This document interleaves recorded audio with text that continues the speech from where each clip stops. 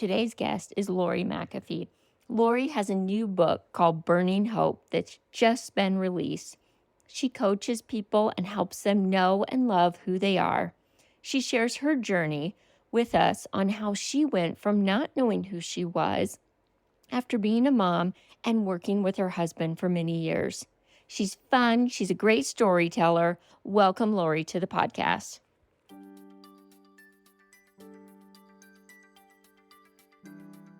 I've got a question for you. Who's the person you're being? Are you satisfied? It's okay. This is a judge-free zone, and it's exactly why I started the show. Welcome to Be the Person, a podcast for the brave and the curious who are ready to explore who they are fully created to be. I'm your host, Annie Randall, the adventurous one leading this investigative journey of transformation.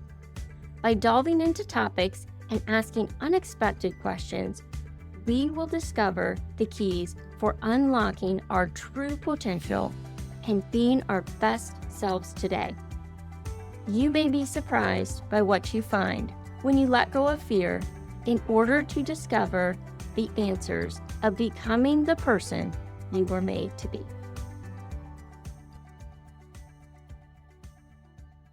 Welcome to Be the Person podcast. Today we have Lori joining us, and Lori has a book that just came out on Amazon today, Burning Hope. I'm so excited for her to share that journey as an author, and she has so much value to give us. Welcome to the podcast, Lori. Oh, Amy, thank you so much for having me. It's such a delight. Yes, I was so excited to hit the order button on your book today. I've seen it be a work in the making, and just thrilled for you to have that come out today. Thank you so much. And you have been involved almost the entire process, to be honest with you, from the day we met. So it's been Yes. a process. Yeah. Yeah. So fun. Well, tell us a little bit about you, where you are today, what you do, and then briefly how you got there. Okay. So I am a speaker and a published author as of now and a life coach. And what I do, my husband, I've got my husband and I'm his dental practice manager part time. And I'm also a Mimi. So I have 4 granddaughters. So I enjoy doing that as well. But what got me to the speaking and being an author and life coach was just my own journey of life that, took a turn when I realized one day I didn't know who I was. And I didn't even like the person that I was looking at in the mirror. And so I had to figure that out. And I had to go on a journey to figure out where was I in life and to regroup, to reset myself and to become very self-aware of who I was. Yeah, I appreciate you sharing that. And we'll jump into so much more about that as we go. But since your new book came out today, Burning Yeah. Hope, tell me a little bit about that and your journey to be an author. So I've always loved writing. Even as in elementary school, I would write poetry. And so I've always written poetry and always been able to just write a poem really quickly. And I can thank my grandmother for that because she was a writer as well. And so as I've gotten older, I always wanted to write a book, but I never knew how. I didn't really know like what that process would look like. And I had titles for everything I would write a title down of a book and I would be like, I'm going to write this book. And, people would be like, no, you better not say those things. And so then when there was a scene that occurred, and that scene was my daughter's life, a portion of my daughter's life, just a snippet of a story. And I thought, now that would make a really good story. So whenever this happened, I was like, y'all are living my New York Times bestseller. And they all laughed at me and said, okay, whatever. And I was like, okay, y'all are going to see this one day. But I started taking notes. And so I would just take notes and I would write things down that would come to me about the story and what did I want that to look like and how did it flow and being new to the writing process, the flow part of it was what I didn't know a lot of. I didn't understand like how to make it really captivating and the things that I wanted for the readers was all senses to be involved. I wanted you to be able to all your senses to be activated when you're reading the book. And so for that, I wanted you to be able to see it too. I wanted you to be able to have a front row seat to every scene of the book. And so that's kind of what that writing process looked like. And but calling yourself an author is kind of hard sometimes, I'll be honest with you, because you're like, that's a place I never thought I would be. Like I never saw myself being an actual published author. And it's a very surreal feeling. Um, it really is. But I'm so excited about the book Burning Hope and the message that it has that goes with it. It's not just about the scene. Um, there's a lot more there about the book. I can't wait to read it. So mine is coming the 28th of December, and I'm gonna definitely just set aside like a whole day and Yeah. jump into that and read it. But I think you mentioned a couple of things. One, that it's part of your daughter's story, but you Mhm, just took so it's based on something that actually happened, but a lot of mhm. it is fiction too. Is that correct? It is, that's correct. It's actually a fiction book that I've written that is just a snippet of that story. And the thing about it, when I was writing the story, I'd never intended for it to parallel a lot with my life. But there are so many, I guess, just being the character. And when you come into that character, you become that person. But you also see your own self through that character's eyes at times. And so there's a lot that paralleled with my life, a whole Okay. lot. Yeah. It's very interesting. And my husband and I were talking about it. He was like, "Lori, this sounds so familiar." And I was like, "Well, honey, it is familiar because we've been in these situations before. This is not directly us, but there are things that are very similar in our lives." And I think that's what all readers are going to find. They can see themselves through a lot of the pages of Burning Hope. Yeah. Well, I was living vicariously through you when you had your Instagram reel of getting your actual books and opening them and pulling out the book and looking at that cover and just the excitement that you had to be an author. I think so many people say that, oh my gosh, I would love to write a book, but just not having any idea where to start or how what the process all is. How was that for you? And tell me a little bit about that. When I opened the book, it Yeah, and was the process of just becoming an author. the process was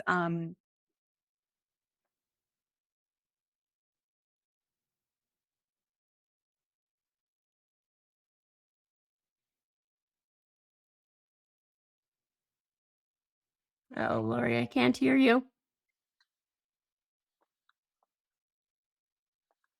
Can you hear me, Lori? yes, I can now.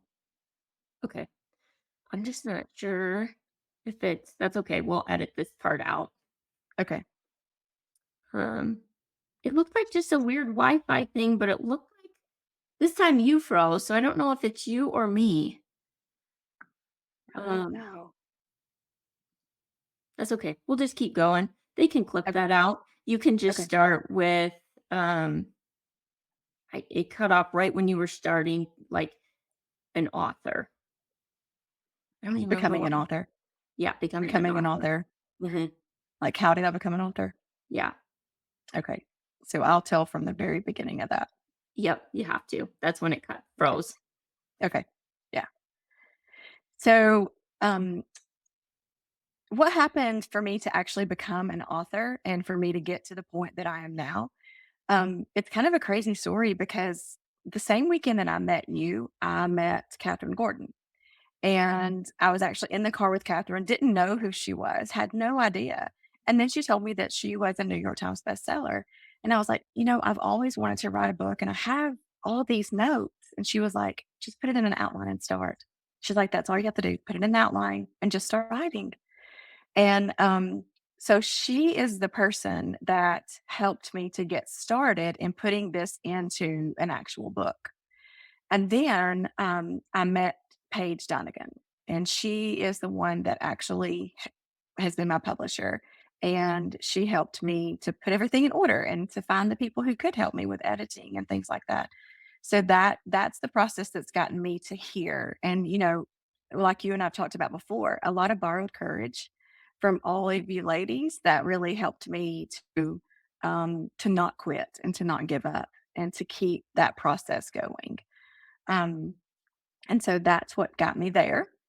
And then, the day that you receive your books is such an anticipation, and there were a lot of so I had everything was great on getting the book to this point. And then there were so much resistance, and I was like, okay, look, it's gonna like really affect lives, or there would not be so much resistance coming around it. And it was just so many things. And then Sunday, I'll be honest with you. What happened is I was just really praying, God, it's in your hands now. I can't do anything at all at this point. You have to be the one who gets it all lined up and for everything to align at this point. And I'm just trusting you. And and that's what I said. And then I came home and I go to unlock my door because we had some people coming over, and I saw two boxes on the porch. And so I turned around, looked to my husband. I was like, "There's boxes on the porch," and he was like, "Lori, it's your books. Just go get them." And I was like, He said, "Go get your books, Lori."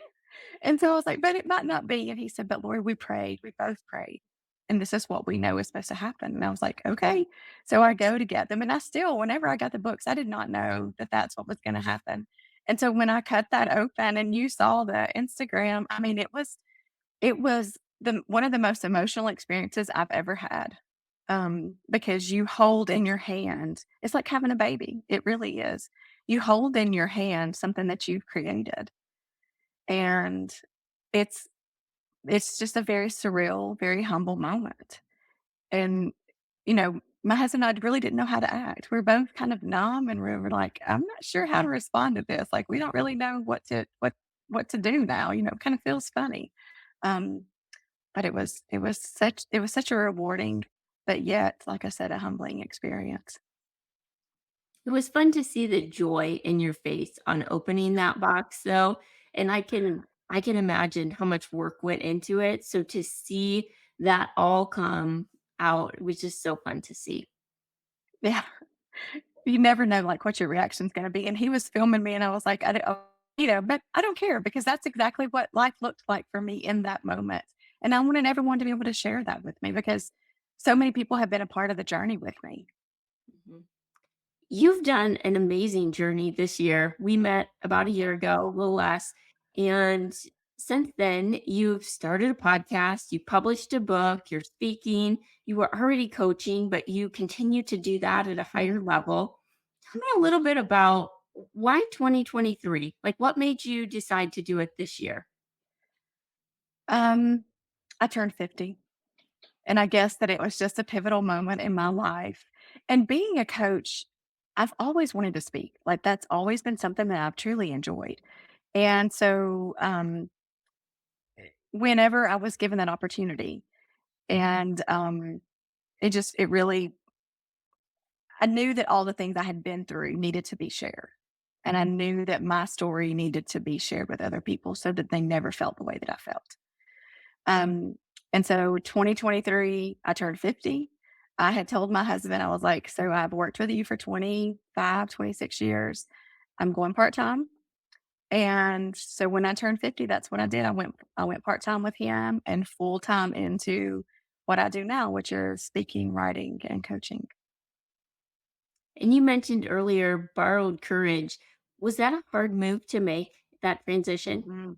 Yes, it was very hard because it took courage for he and I both whenever we made that transition because he had to trust that things were going to get done in the amount of time that I had allowed for them and that I wouldn't be there for him to call on all the time to come and help him with different situations or handle different situations and he's never done it alone. He's never been there without me. And so for both of us, it was definitely, a learning curve, but it's been really nice. It really has for both of us. We've learned a lot, we've grown a lot, and we this is so weird too. We've gained a new level of respect for each other in doing what we did. And when we see each other in the afternoon after we've not been together all day, it's the moments are so much sweeter. I love that. I love that at 50, you decide to do something completely different, have the Yeah. courage to do it, and your husband does too, really, because that's a big Mhm. step for him as well. It was, yes. It was. What are your 2024 goals? Have you thought about traveling more? I have the perfect way to do it. Come with us to Italy next April. The 14th through the 20th, we'll be exploring Tuscany and then spending 2 days in Rome. We have so many fun things planned, including biking, wine tasting, cooking, touring, all in a 5-star resort, organic food with a wellness spin and specialized workouts. For more information, check out the show notes for the link. I heard you talk a lot about values and knowing Mhm. who you are and what are your core values. Take us back a little bit. Was that something you struggled with, or where did that come Mhm. from? Yeah, I didn't know my values. I didn't even know what it really meant to know your values. I knew things that were important to me, but I didn't know what was at the core of that. And I never I didn't really explore that, and I think that that's one of the things that people struggle with is they really don't know their values. They don't know what's the most important to them in life. And, so I really had to go through and figure that out. What was important to my husband, not what was important to my children, not what was important to society or my family, but who was I? What was important to me? What were my values? What did every single thing that I do, where did that come from? So from the core of who I am, everything flows out of that. What made you And that's the decide values. to, sorry, what made you decide to have to look at that? Was there an event in life? Yeah, I wanted to run away. I wanted to completely escape, but the problem is I was the problem. Everywhere I went, I was always there. So I couldn't escape what I wanted to escape the most, which was me. And most people want to escape a life that's not a good life. I wanted to escape an amazing life, like a really amazing life that a lot of people would switch places with me in a heartbeat. Um, but it was me. It was totally me, and so I knew that I would have to make some changes because no one else was gonna do it for me, and I had to be the one to make these changes. So when you looked in the mirror, you didn't like not necessarily the image of the person looking back, but just the actual person in the mirror looking back, or you didn't know who that person was? I didn't like her, I didn't know her, and I didn't even like the image. I didn't There was nothing about the person that I liked. I didn't like what I had become. Um, I didn't like the way that I allowed everybody else to dictate to me what life needed to look like, and I'm not referring to my husband or things like that, but I felt like I was always in someone else's shadow, but that came from to any of not never feeling like I was enough, never feeling like I could measure up. Um, and there were just different incidents in my life that when I broke everything down to what it was, I was afraid of being rejected and abandonment. Mhm. And if they knew who I really was, would they love me? Yeah. That can be super scary because it's so easy to put on that mask because then they don't really like or care for you. You're like, they don't really know the real me. But if you show the Right. real you, it hurts a lot more. It does. And I even said one time, that I kept everyone at arm's length in love. I wouldn't let anyone close to me to love me. My husband, my children, the only people that I ever really let in was my parents because I knew they loved me. I didn't have to work for that love. But Mhm. everything else I felt like I'd have to work for or I might have to be something different. And if they really knew some of the thoughts I had or some of the feelings I had, or if I was really true about how I felt, they wouldn't like me. So take us back to and compare the old Lori that had the mask that kept people at arm's distance To the Lori you are today, how are those 2 people? I mean, you're the same person, but Yeah. how have you grown and what does that look like? What are the differences? Oh, it's there's so much peace and there's so much joy that is in my life. And even though situations outside of my life may have never changed, there may be things in my life that are still very chaotic and painful, but it's like it doesn't penetrate any longer. But what was happening with me is I had hardened my heart for so long and kept people out, including God, out for so long that I wasn't even allowing the gospel to penetrate my heart. So now I live from that place of that everything that I do comes from Christ. That comes from the center of everything that I do. And love, like just the my ability to allow people to love me because truthfully, I've been hurt before. And the worst thing someone can do is hurt me again. That's the worst thing they can do. And I lived through that. So I'll make it. I'll be okay. So I had rather give someone a chance to love me and to experience what that feels like and to have that experience with that person than to have never known what that was like. Yeah. I love that. And I love about you, you can just see it in your face and in your personality. Like you're very welcoming. You're very like your smile just lights up a room. So I think, if I don't know the old Lori before, but I can imagine it might be a little different.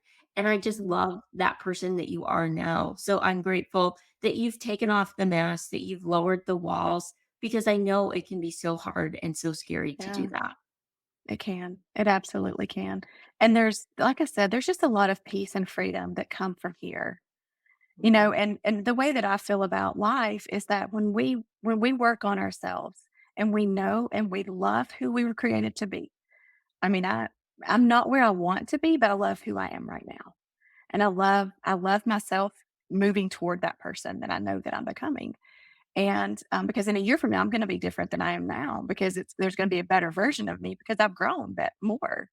Um, but I love myself enough that that I can be where I am right now and I can move forward into that. And I think that's what people don't do is they don't love who they are. Yeah, it can be hard to do. I was in a very similar spot of just always feeling like I wasn't good enough. I didn't measure up. That voice that I talked to myself with was so incredibly mean. Mhm. And to have to take that journey of being okay with who you are and loving that person first, it helps you love Right. other people different. And like um living from that, it flows out into everyone else around you. Mm. So it affected every other, even though people around me didn't change, it affected my change, affected everyone around me. And that's been beautiful. That has truly been beautiful. That's amazing. So, what Yeah. advice would you have if somebody's thinking, you know what, I think I see myself a little bit in Lori on, I know what's important to me, but I couldn't define my values. And I put on a mask and keep people at arm's length. How would you tell that person to start? I would start by listening to the words you say silently to yourself. I had to listen to the things that I said to myself, and I had to say, "Are these really true?" I would ask myself questions like, "Is this really the truth?" Mhm. Um, am I really what I'm saying about myself? And I would write these words down. And sometimes it would be so scary. And I would look out and be like, I would never say this to anyone else. And so I would change the words that I said to myself because I listened to those words. There are still times that I struggle with words, with the things that are said or something that'll come back up and have a trigger because I'm always working on myself. So there's still these triggers that we have that'll come up from time to time. But I go back to the truth. The truth is what God says about me, not what I say about myself or what other people say about me. The truth is what He says about me. And I can live from there. Love that. So tell me, did you actually I love that you wrote down your words and you thought about, I'm not going to say this to other people. Did you do that with your values too? Do you have Mhm. like a list of, okay, these are my actual values? Yes, I do. The way that I did that is I looked up values, like what are they? Like because I think a lot of people don't even really know what they are. Like what are values? And Mhm. so I looked them up, I wrote everything down, and then I just started marking off things that really didn't just I work a lot from the heart. I work a lot from, this is what's going on. And so I would when I looked at all these words, I was like, okay, that means nothing to me, or that's somewhere on the list. And then I started writing them. So I started from writing them out. And whenever I got down to I didn't want more than 5. I wanted to, keep it 6 and under probably is what I would say, because you get so many because everything's important to you at some time. But what was the most important to me was faith, growth, authenticity, love, and adventure. And I used to say fun, but I put adventure in there because that's more of a sounds like more of value than just having fun. But I believe that's very important in our life too. So those everything that I do comes from there. And my family falls in under every one of those categories.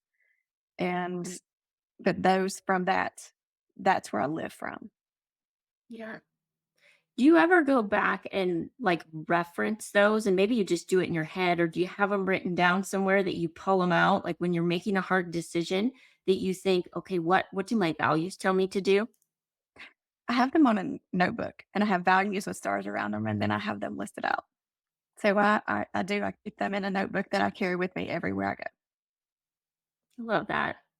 I did this with our team several years ago. I went on a leadership retreat and we defined our values. And gosh, I was probably mid 40s when I did Mhm, that. And it was the same thing of just I knew it was important. I wouldn't have said I could list out my values. mhm. And so I have them on little rocks, and when I did it with our team, I gave them all little rocks and we did it, and they're like, "Okay, where do you keep yours?" And I'm a terrible liar. I'm like, "In my underwear drawer," and that's where they are. But I get out this little bag of rocks sometimes, and I line them up when I have a hard decision to make, and I think Mhm. about, "Okay, what is the decision? What is the choice that aligns best with my values?" Right. And that's the reason I think faith is first for me because that's the first thing I go to. And a lot of times it used to be the last thing I would go to. I would try to fix everything on my own first before I would allow faith to take its to do what it needed to do in my trust and faith. But now everything I do comes from there. Yeah. I think faith and love and authenticity are probably the 3 things that are so important in life because I do believe love is a secret ingredient to life. Yeah. And I see you live all of those out every single day, especially all of them authenticity, adventure, and fun, and love, how you love and treat people. So I think you're doing an amazing job on living those Well, thank values you. out. Thank you. I'm going to take us a little bit different direction now because Okay.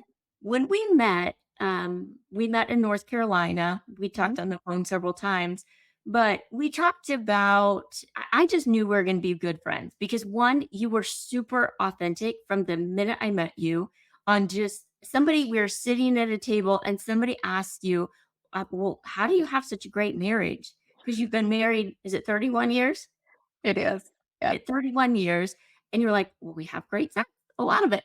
And I just Yep. started laughing because you're so much like, I don't know, I would call you a Southern belle. Like, you just look beautiful, you have this amazing accent, and it was honestly the last thing I expected to come out of your mouth, but I just loved it because it was, like, truly who you are, and you didn't care who was sitting at the table, Mm-mm.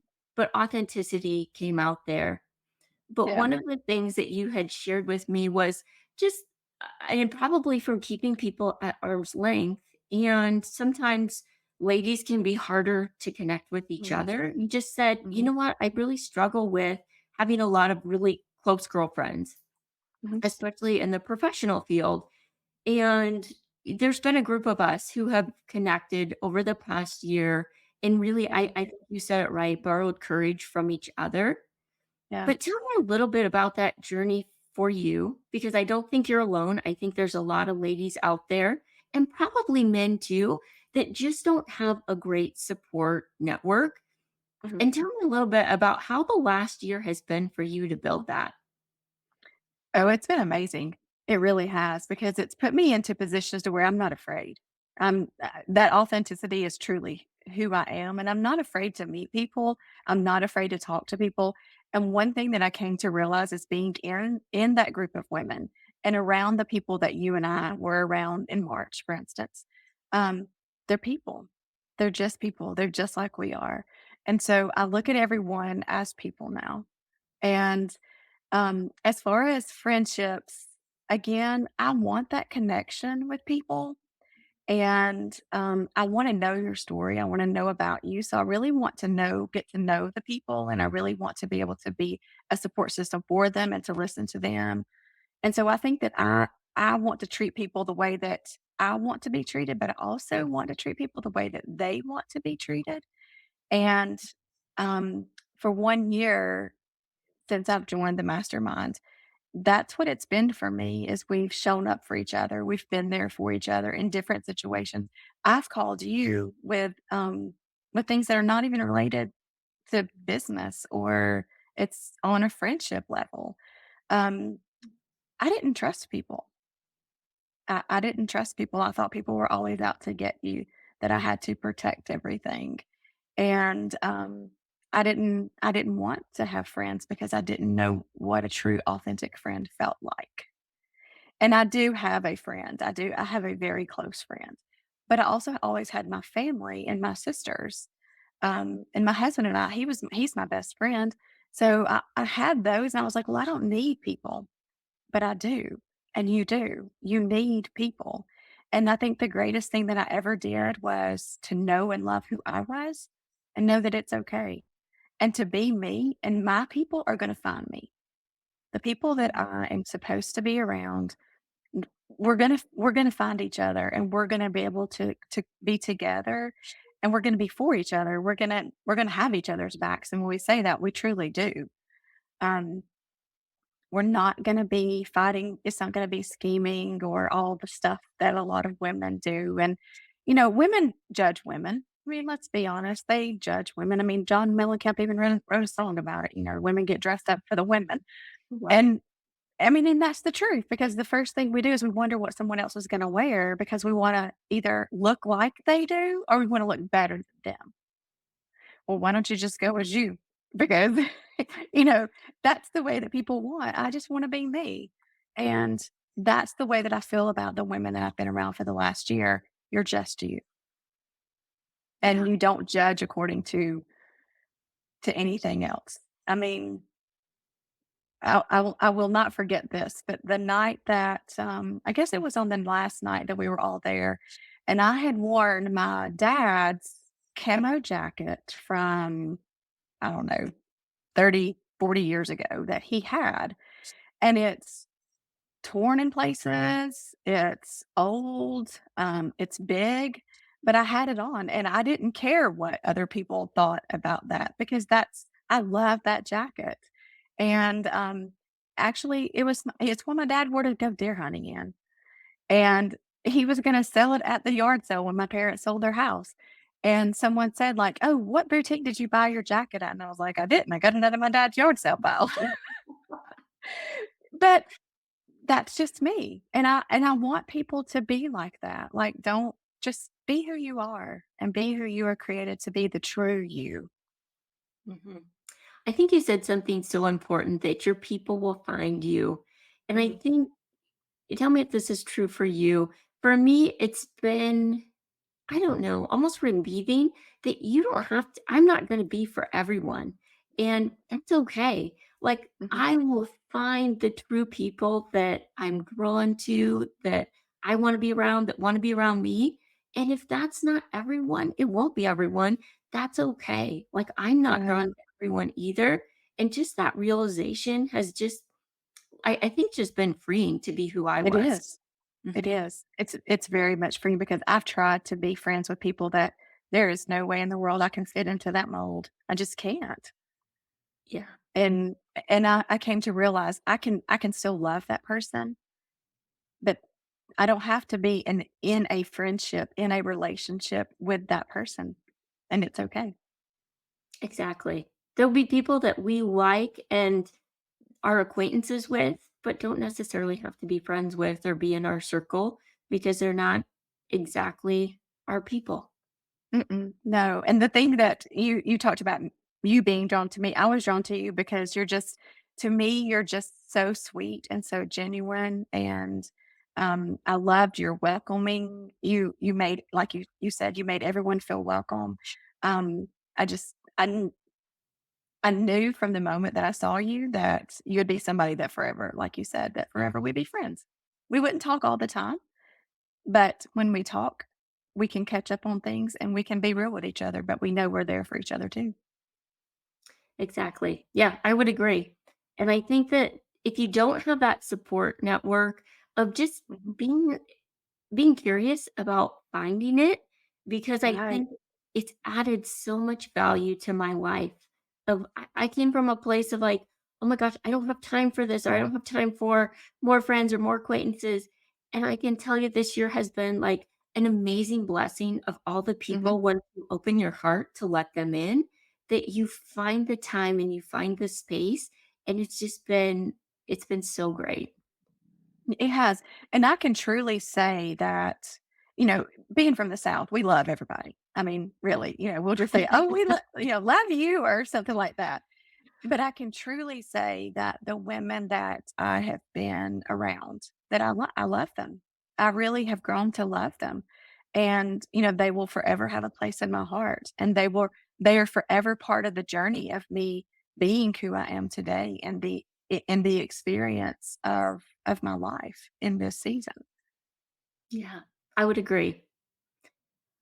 Well, as we wrap up, is there anything like on your heart that we haven't covered that you just really you want the audience to know? We've probably covered it. I think the most important thing that anyone, man, woman, whatever, um, could do is to love who God created them to be. And it's okay to love yourself and just to know that and to know that you you truly are created for a purpose and he created you for a purpose and uniquely. You're unique to every other creature that's created and every other human that's created. You're unique. And I just think that loving who you are and knowing that you're still moving forward to be the person that He truly created you to be, we're perfectly imperfect, created by a perfect God, just to love who you are. I think that's great advice. And I love how you live it out and do that every day. Well, thank you, Annie. If people want to connect with you, if they want the book, which I would suggest everyone get, I've seen little clippets of it and I can't wait to read the whole thing. But where would they do that at? So the book is available on Amazon and it's also available on Barnes and Noble. And you can connect with me on all social media platforms. It's at Lori Mac Life Coach. And my website is Lori McAfee Coaching. I'll So I'm make sure we available. That's where I yeah. hang out all the time. So on one of those platforms. I'll put all Um, the links in the show notes so they can make sure that they do connect with you. and my podcast too, Get Your Rear and Gear with Lori. So Yes, I forgot to mention that of this such a fun name and such a fun podcast. It fits you to a T of what you would say. And yeah, I just love it. well, thank you so much. I love yours too. We enjoy each other. Well, thank you for being a guest on Be the Person podcast. We truly appreciate you, your advice and wisdom, and can't wait for people to read your book. If there's someone that you know that would like this episode, please share it with them. And also, it would mean the world if you would give a 5-star review. Have a great day from Be the Person podcast.